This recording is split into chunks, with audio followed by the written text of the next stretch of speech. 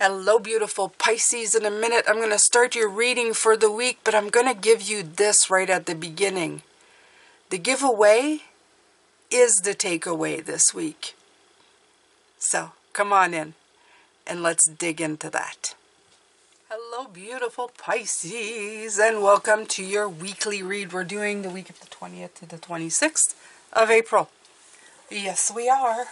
Okay, so beautiful week of April.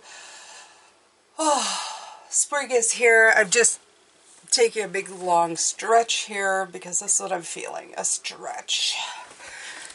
I'm looking at the Seven of Pentacles here. This is the feeling for the week, by the way, the Seven of Pentacles. It's that kind of feeling that's just going to make you assess things. Seven of Pentacles is all about checking things out, you know, soil, fertilizer, water, all that stuff that you need to grow, the things that you need to figure out what to do with in order for something to grow. So your life is this way right now. You're like in a trial and error, right? Because you're probably trying something brand new. But hey, look at you, okay? Look at you planting it anyway and just going, let's see how this goes. Let's see what happens. I really feel, I love this kind of energy for you. I think that it's fantastic. And let's take a look at now the not so fun part, which is the block.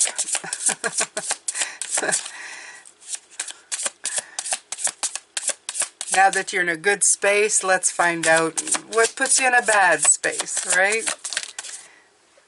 The Star. Okay.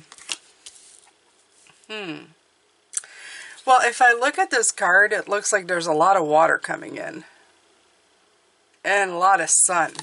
Okay, so right away, that kind of tells me all I need to know. Usually the star is like, the star. Is this a star? I thought I was saying the sun. It's not, it's the star. But I was about to say it's over-optimistic. You know, when you're overly optimistic about things, everything's going to turn out right, even though you haven't tried anything, right? You're just like going, things are good. You know, the sky is falling. Things are wonderful. You know, just look. I'm optimistic. I think you think your optimism is going to...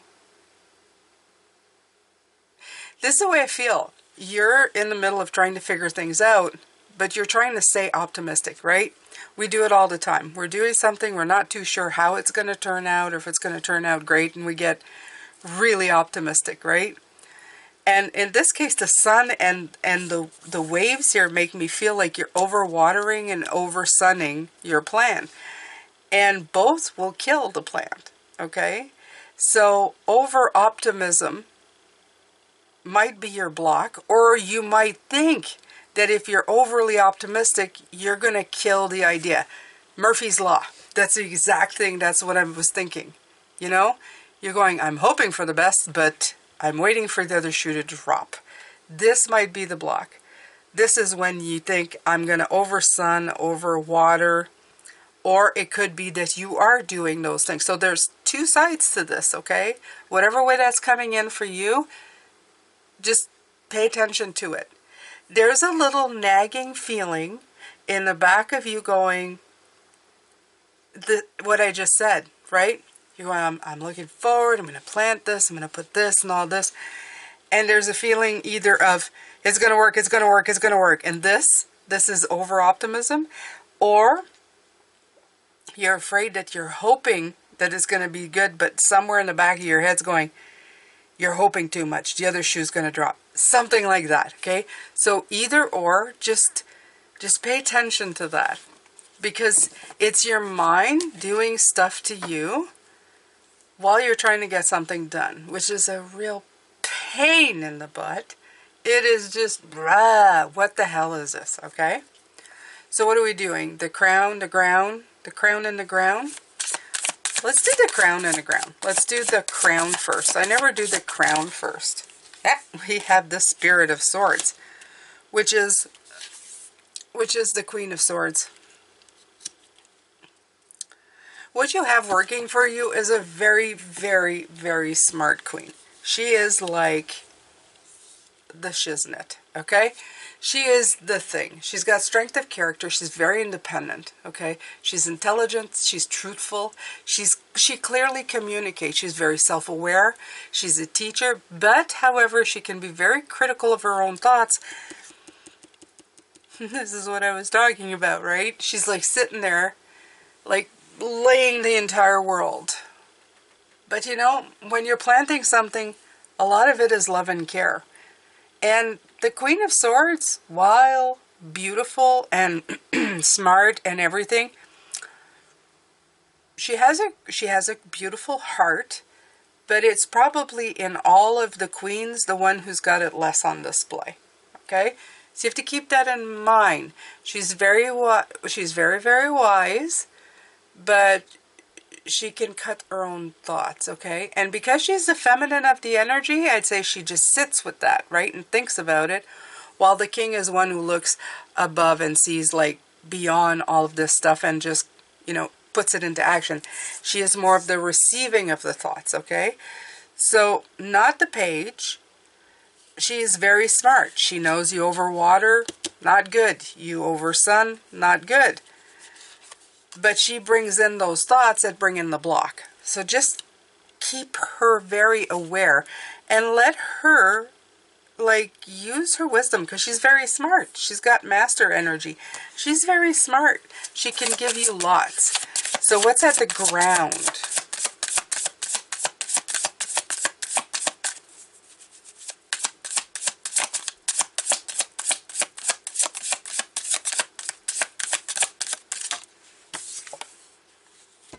The Lovers.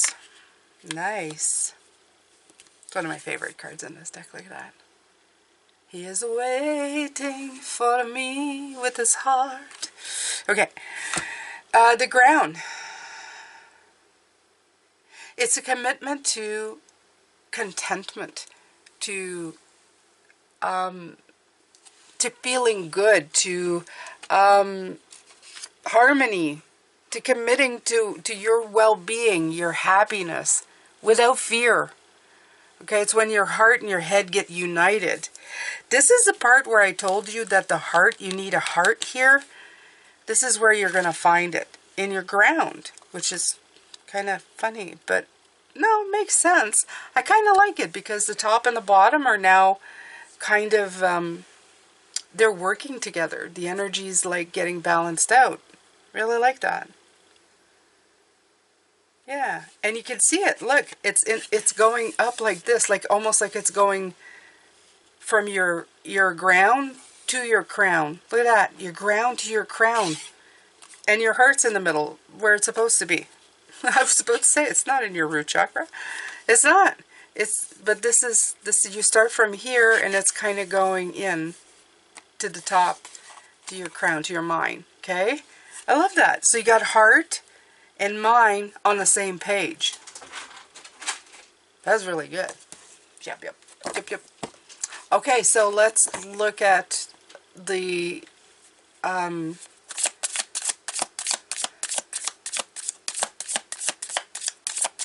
recent past. Oh, there's two cards that came out of the recent past. You have Action of Cups and the Three of Wands. I like that.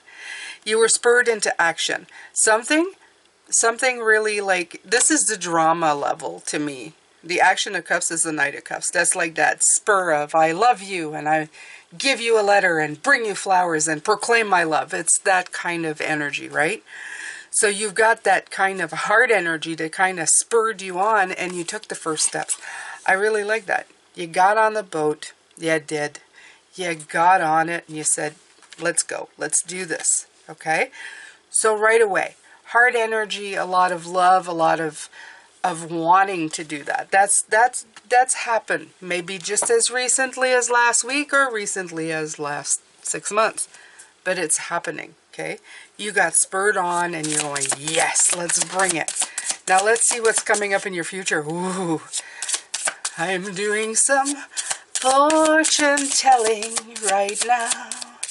Yes, yes, yes. Okay, so Liam's giving me an eyebrow if he had one. Like, what are you doing? Okay, so, oh, whoa. The Eight of Cups. Oh, look at that. That's kind of final, isn't it? It's kind of like saying, chop, chop, cut, cut. Don't want it. No more. Nope. Nope. Yep. Yeah, it's on the last round. Something's going to be on the last round. Oh, wait. Is that the anchor? Is that the rest of the anchor? It is. It's the rest of the anchor that's left on the ship. Look. Either you're going to cut it or something's definitely going to cut it. But something's getting snapped. And then your ship's going to sail. Really go. Really leave the port. You're not just going to be floating there going, I took the first step. It's going to be first, second, third, fourth. The current's going to take you. Well, that's nice. That's okay. That works for me. Okay, so we've done that. Now we got to go over here. My other favorite two cards. How others see you, how you see yourself. And I love this one. I love this configuration. I always have. It took me a while when I started reading cards to find out why the heck I needed those two sections, but now I know it's because we think we project a certain thing when we're doing work, right? It's like you go out to work and you're going, I'm sitting here working on a document, and then people look at you and they're going, are they writing a love letter? This is like the difference between that and that, right? So that's why I like it, because you know what you're doing, but do others? So how do others see you? That's the first one of what, you know, this reading, what came out. The moon. Ooh. Does this come out for you before in this position? Look at this owl. Getting the wisdom, the intuition from the moon. But also the shadows of the dark. Learning to navigate through the shadows, which is amazing. This is amazing. The moon card is one of the most amazing cards that come out to do any kind of shadow work. Okay? So let's see. That's how they see you. They see you as maneuvering in the dark, getting wisdom, getting smart. Super intuitive. Like, wow, this person is doing some stuff. Like, yeah, this person is magic. Either that, because this card means two different things. They completely think you're in illusion or delusion. Or confused, which is funny. Okay, and you see yourself as the Five of Swords. All right, the Five of Swords.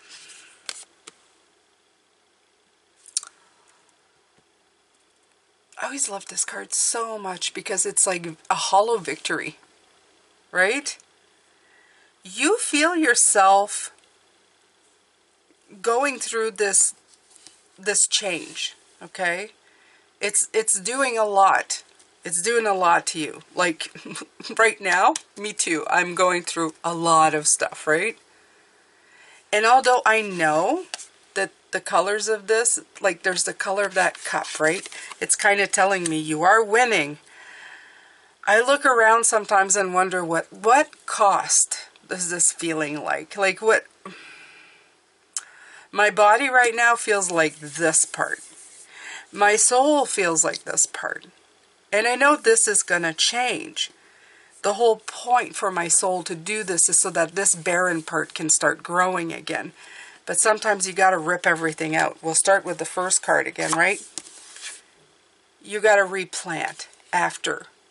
Because there's stuff in here that you just didn't want, right? So are these like working together? I think so. They both mean like a dark shadow, right? Nothing grows in the dark in the moon. Not really. There's a few things, but generally no. It's the sun that makes it grow. And you've been a lot in the dark, in the shadows. See that? So, yeah, I think those two work together. I think they kind of resonate off of each other. Okay, so your hopes and fears, your hopes and fears. We're almost there, folks. We're almost there. Wow. 3 cards for your hopes and fears. Spirit of Pentacles, 6 of Pentacles, and the 6 of Wands. Look at all these 6s, and you had the Lovers. There's a lot of harmonizing here. So, of course, the Spirit of Pentacles, it's all about, you know, fruitful. Look at this green grass. You want, this is what you're aiming for, right? A lush garden. This is what you want. This is what your hopes and fears are about. That you are able and capable of growing a garden after being in this barren soil.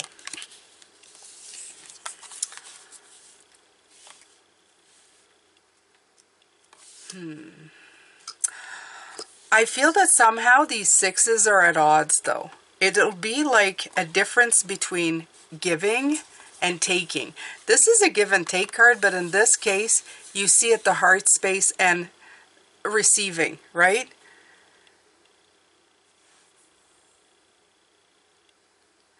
And this can become like an ego, right? The 6 of Wands is where, you know, they're flashing pictures. You know, they want me. Me, me, me, me. And it's not to be meant that way, but right now you're trying to find the balance between how much you got to give and how much you've got to take without it becoming something twisted, you know? People who give too much, nah. You know, it's too much. You've got to take care of the self. You can't pour from an empty jug. And then you have this who are take, take, take. You can't give when you're just taking everything. So I feel that these 2 cards together, they're saying you're trying to find that balance. Just like I was talking about. Let's go back. Let's go back. Let's go back. Back, back, back. Over here.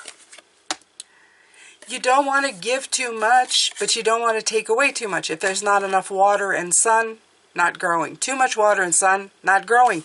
This is what this is talking about, right? So, yep. All right. So we've done your hopes and fears. I swear I'll be so happy when my body's done processing. My poor body. It's just going, please leave me alone. All right. The outcome. The outcome. Let's make it a fantastic one. A good one. Oh. Emperor. I want another one. I'm going to... Oof.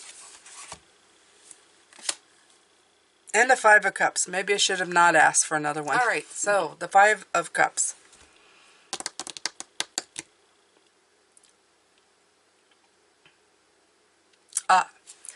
There is a sign of almost barren land and then water. So again, there's that sign of, you know what? I think these 2, the outcome means that it's really not all going to be blue skies. The Emperor has a lot of steady energy. He's stable, right? The Emperor is stable. He brings stability, brings authority. He's that rock, right? He's that rock in your system. And he brings wisdom with good decisions, and he is a practical problem solver. But you've got to remember that some days are going to feel like this, the 5 of Cups, okay? Some days you're going to look out the window, and it's going to be raining, and that's going to suck. You're going to go, it's a rainy day. I can't do anything, okay? There will be disappointments at some point. But it's not the end all and be all, okay? It's life. And sometimes when you have to take a moment and you can't go outside, just stay inside and do something different. You may have to look at the things that don't work out for you and make them work. In other words, find the wisdom. Find the thing that you need to do with it. Sometimes you're going to plant things and they're not going to grow properly. And you will have done everything right. You will have been the stability. You will have given it fertilizer and water and all of that. And it still won't work out. It's still going to wash out. You're just going to have to roll with it.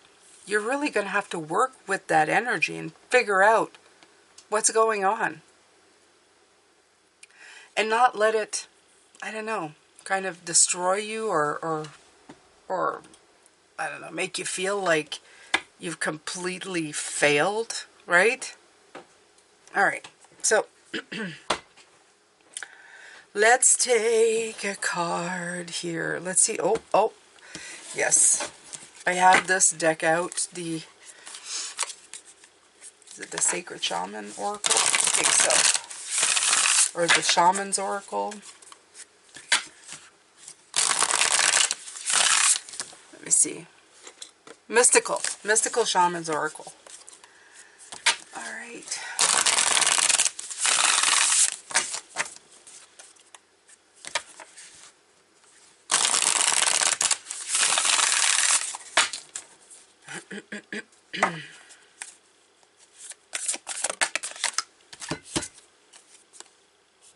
Oh, the giveaway. Number 23, 5. Oh, we've been getting a lot of 5s today.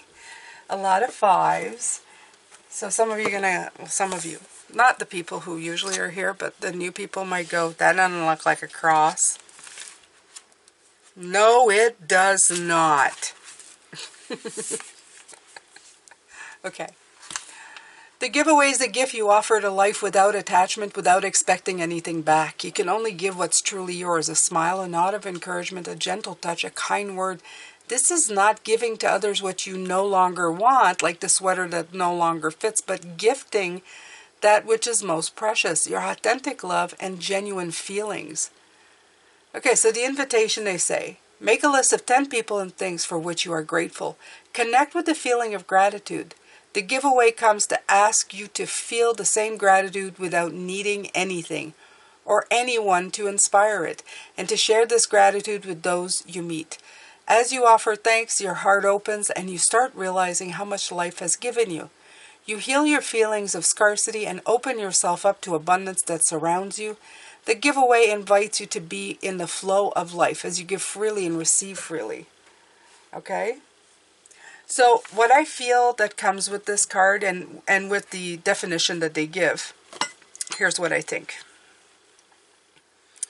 The giveaway is not what you get from it or what you take from it. The giveaway is the journey itself. If you look right at the first card, it's the thing you do. You're planting a new seed.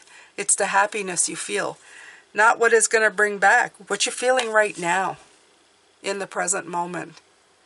If you can stick with that throughout the journey, you're already winning. Honestly. That's the big message here. You're already winning. Well, that's it from me to you, Pisces, my beautiful ones. Thank you so much for being here. Here are my other channels, another video you might like here. Go check them out. Support me if you can. I would appreciate it greatly. And as well, comment, like, subscribe. Okay? This is how you show love for your reader. Moi, Jane. Absolutely.